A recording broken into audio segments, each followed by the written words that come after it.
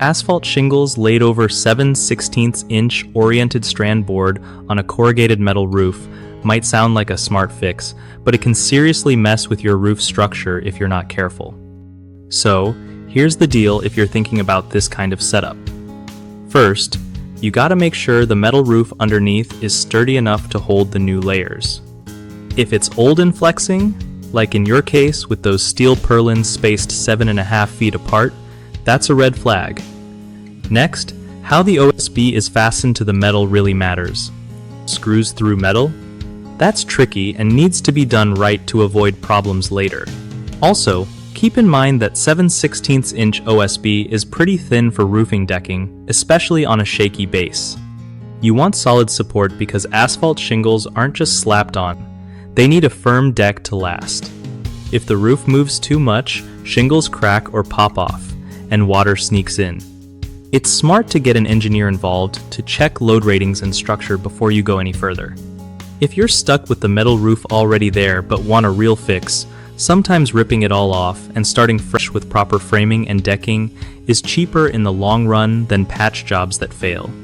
Oh, and ventilation matters too. Don't just cover it up without letting the roof breathe, or you'll get moisture buildup and rot. One of the biggest mistakes people make with asphalt shingles on corrugated metal roofs is ignoring structural support of GotCom.